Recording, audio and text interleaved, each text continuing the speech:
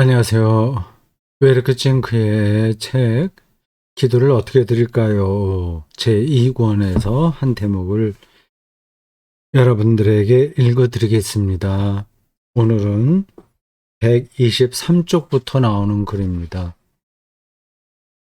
보이시나요? 123쪽 제목이 여러분 화면에 이미지 파일로 그 123쪽을 올려드렸습니다. 보시면 그렇게 나오죠? 머지않아 알게 되리라. 그것들 또한 지나간 것을. 음, 이 제목을 읽으니까 보통 흔하게 사람들이 쓰는 우리 이 말에 격언 비슷한 거 아니면 관용어인가? 그 기억나네요. 이것 또한 지나가리라. 뭐 그런 말들을 종종 쓰지 않습니까?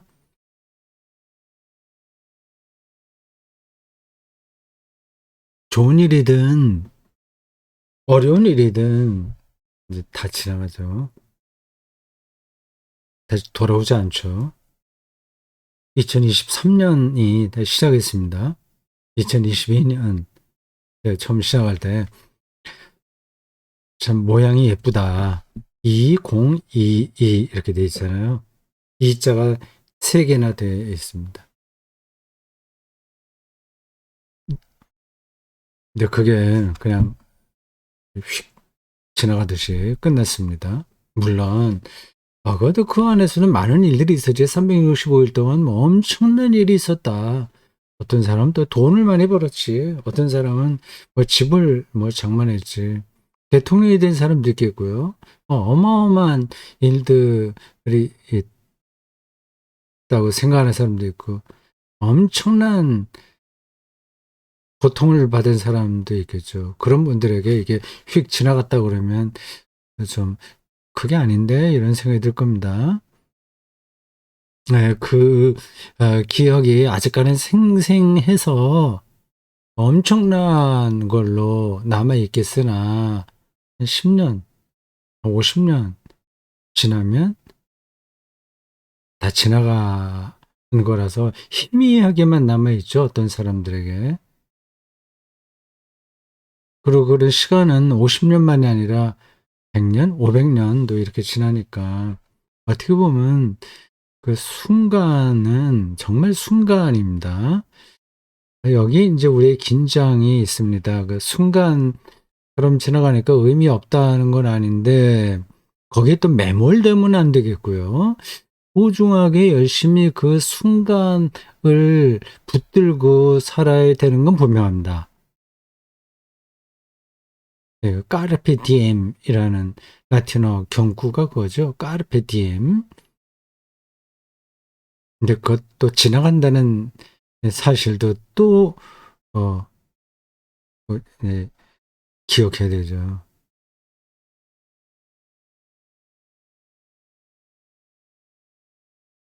오늘 웨르크 칭크는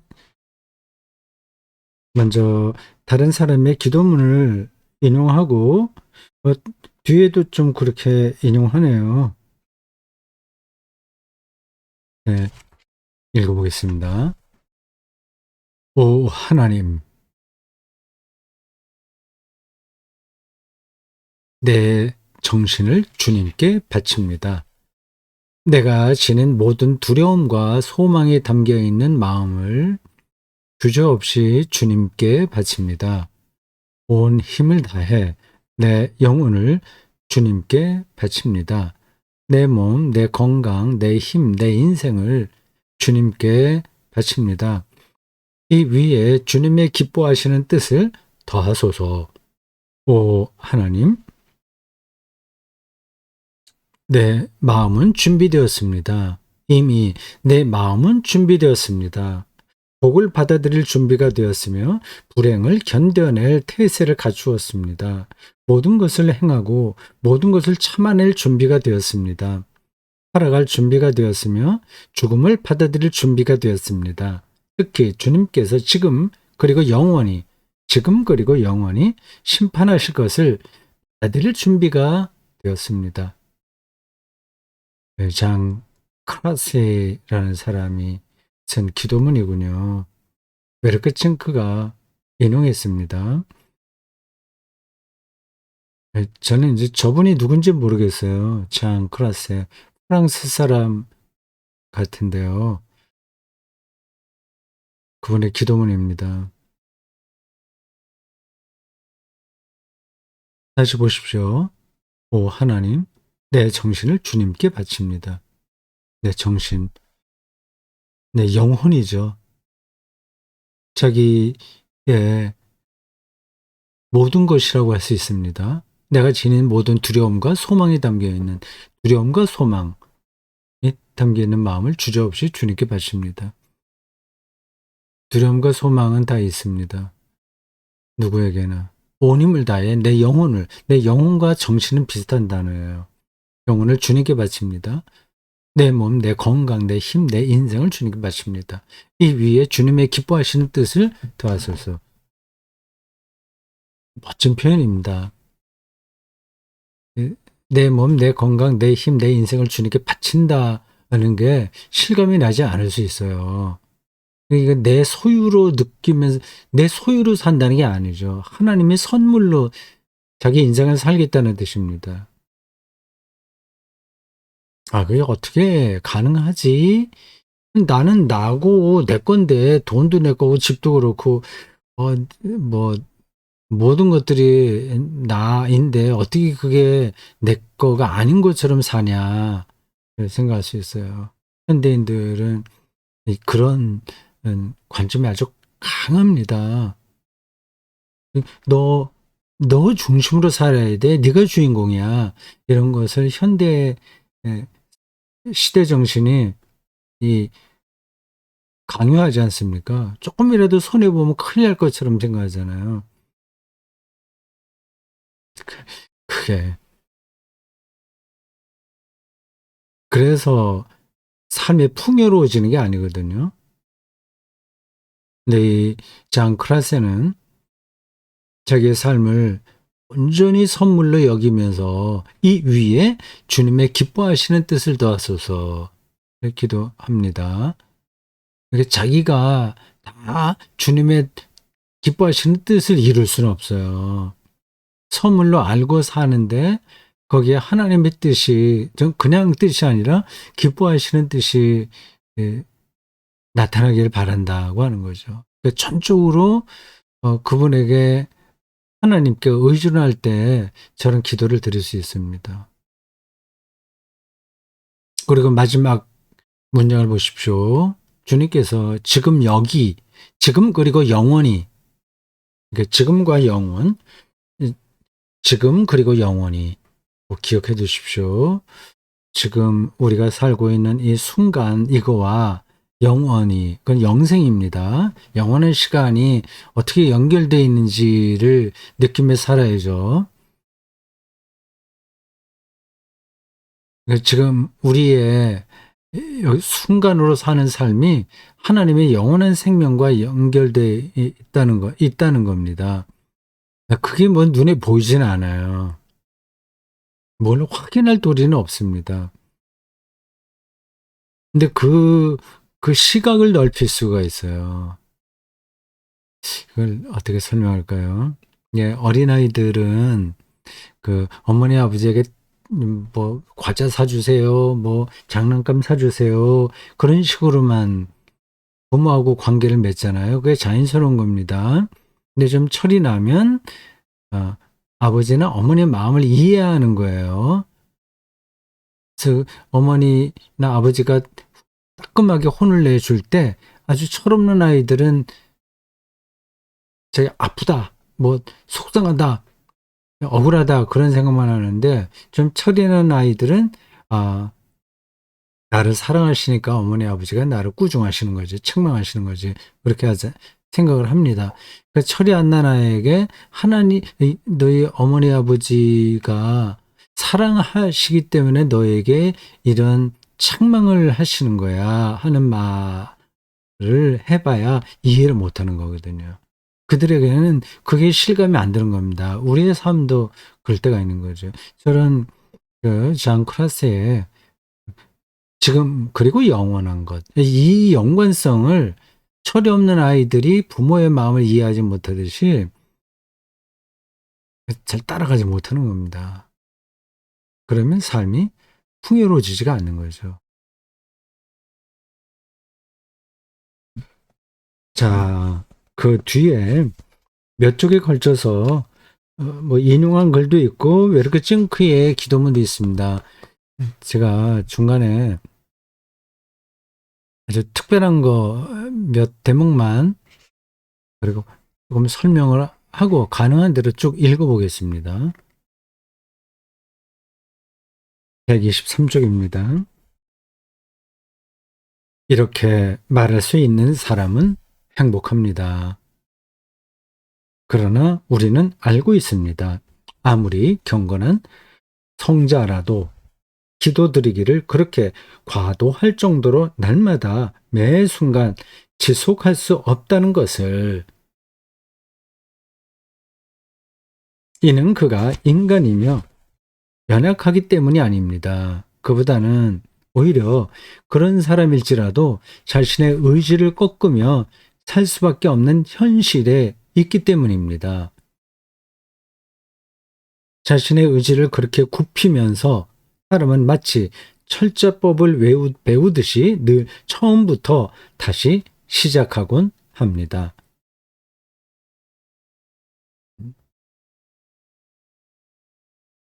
하나님의 뜻에 이해하는 것만으로는 누구나 자기 자신의 위기를 극복할 수 없습니다. 그것만으로는 여전히 침울하고 힘겨울 뿐입니다. 자기 자신의 어마어마한 고난과 각종 어두운 생각에는 누구나 다 신경이 곤두서기 마련입니다. 물론 그는 머지않아 알게 될 것입니다. 그것들 또한 지나간 것을 혹은 지나간다는 것을. 결국 고난의 목적, 해방과 회복, 그리고 모든 의심이 해소되는 경험을 하게 될 것입니다. 준비된 사람들은 그런 거죠. 중간에 흔들리고 답답한 일들이 있으나 그거를 우리 영적으로 준비된 사람도 100% 완전하게 고결한 영혼으로 살지는 못합니다.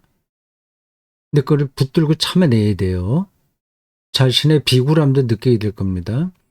근데 지나면 그런 모든 의심, 답답함들이 해소됩니다. 그는 그것을 믿습니다. 거대했던 고난이 사소한 일로만 여겨질 것입니다. 하늘이 무너지는 것 같은 사건으로 여겨도 그것도 다 지나가면 사소하게 되는 겁니다. 이상하죠? 뭐 이상할 거 없어요. 믿음으로 사는 사람은 이 세상에서 위대한 경험을 하게 될 것입니다. 마음이 거대한 것에 가 있기 때문에 그렇습니다. 물론 하나님을 믿지 않은 사람도 속된 표현으로 유행가 가사처럼 세월이 약이라는 경험을 하긴 합니다. 근데 그거하고 세월이 약이겠지요. 그거하고 하나님을 믿는 사람들이 그 엄청난 고난과 어려움도 지나간다는 사실을 경험하는 거하고는 다른 차원입니다.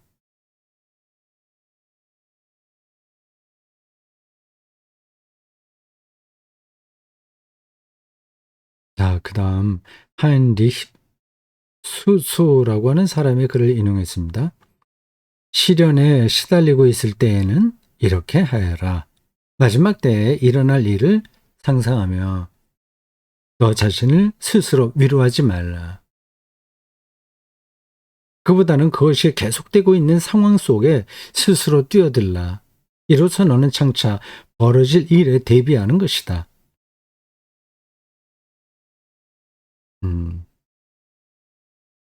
고난과 시련을 억지로 피하지 말라는 거겠죠. 그냥 그 안으로 뛰어들어서 이거 버텨내는 겁니다. 그게 오히려 앞으로 벌어질 일을 대비하는 거다 하는 거네요. 지금 우리가 읽고 있는 그 맥락에서 아주 깔끔하게 들어오는 내용은 아닌데, 이럴 때는 이제 외래끝 찡그에게서 직접 설명을 들으면 좋을 것 같습니다. 그 다음 글입니다. 요거는 외래끝 찡그 자신이 쓴 기도문 같아요. 어떤 사람이 나오지 않습니다. 주님, 주님의 뜻을 받아들입니다. 나는 그것에 수긍하렵니다. 나를 도우소서. 나 혼자서는 그리할 수가 없습니다. 나는 둔하고 어리석습니다. 주님에게 드리는 말씀을 어디서부터 시작해야 할지도 잘 모릅니다. 네. 주님께서 내 목소리를 들으시는 줄 알고 있습니다. 그런데도 어리석은 자는 주님께 말씀드려야 하는 이유조차도 잘 모릅니다. 주님께서 내 길을 인도하시는 것을 나는 압니다. 그런데도 이 둔에 빠진 자는 어느 것이 내가 갈 길인지조차 잘 모릅니다.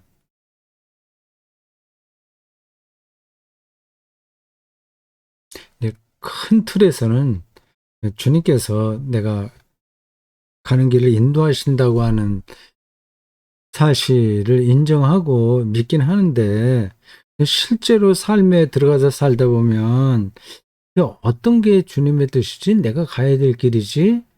그거를 분간하기가 쉽지 않다는 겁니다.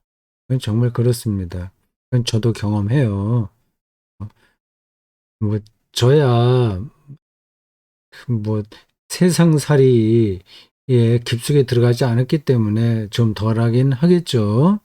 세상에서 돌아가는 그 원리라고 하는 건 믿음으로 살기하고는 완전히 다른 거 아닙니까?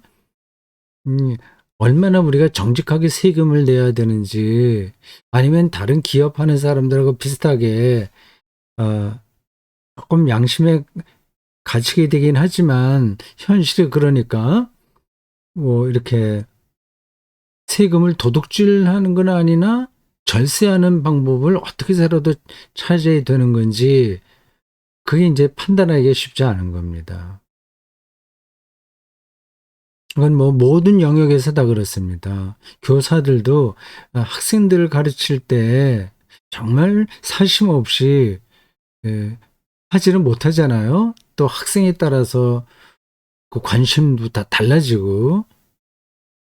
그러니까 우리의 한계가 여실히 드러납니다. 세상을 살다 보면.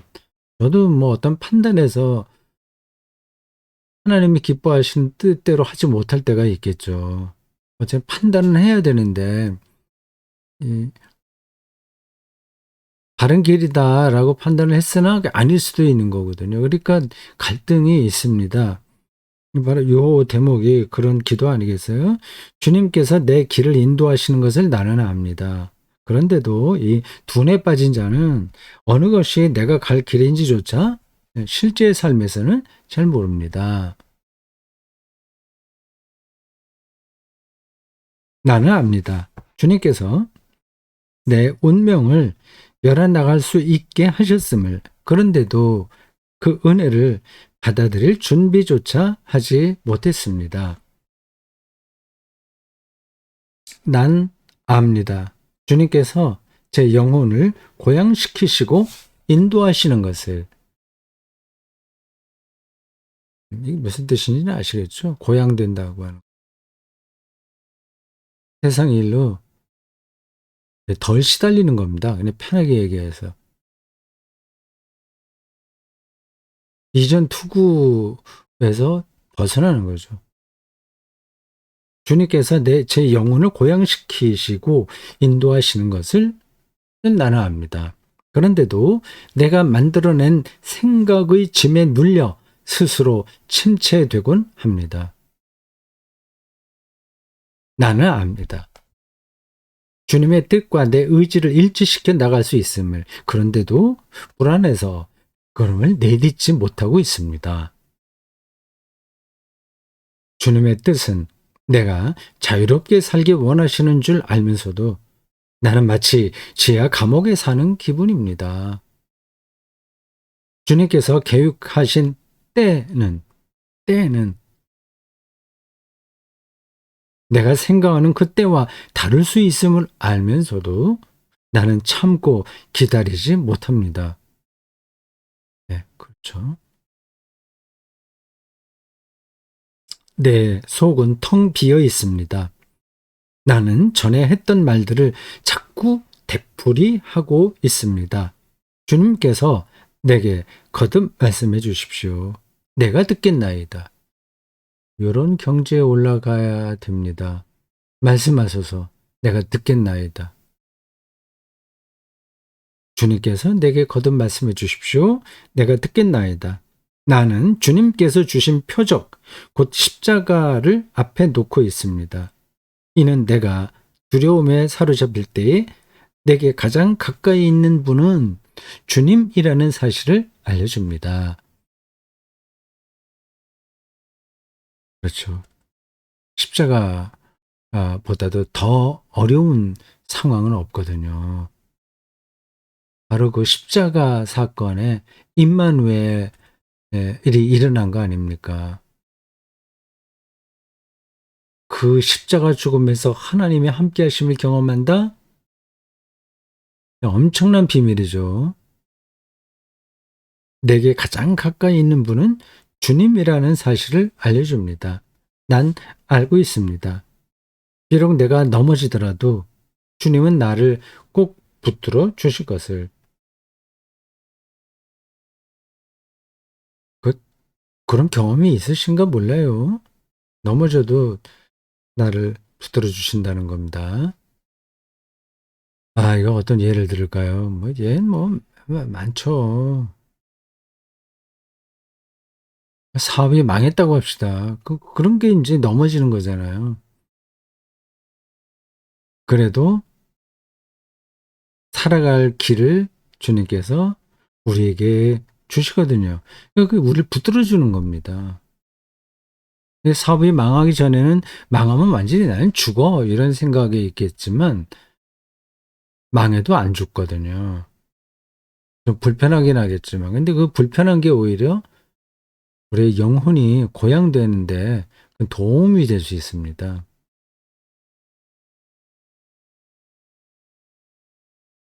아닙니다, 주님. 나는 그것을 나는 그것을 아는 것이 아니라 믿는 것입니다. 그래서 믿음까지 가야죠. 어떤 경우에도 나는 주님을 믿고 싶습니다. 어떤 일을 만나더라도 나를 도와주소서.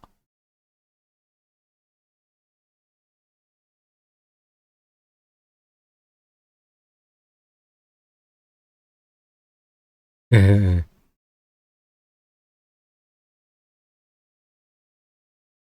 이렇게 칭크에 그를 머지않아 알게 되리라. 그것들 또한 지나간 것을 이었습니다.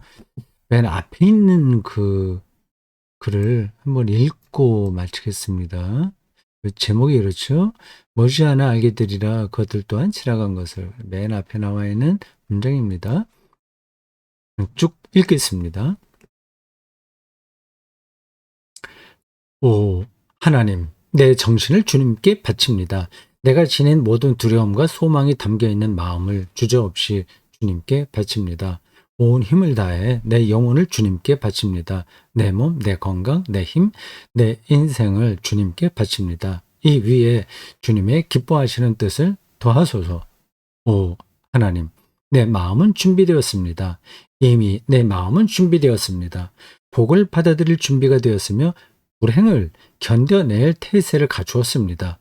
모든 것을 행하고 모든 것을 참아낼 준비가 되었습니다. 살아갈 준비가 되었으며 죽음을 받아들일 준비가 되었습니다. 특히 주님께서 지금 그리고 영원히 심판하실 것을 받아들일 준비가 되었습니다. 네, 2023년 이런 기도처럼 한 해 잘 살아가시길 바랍니다. 마치겠습니다.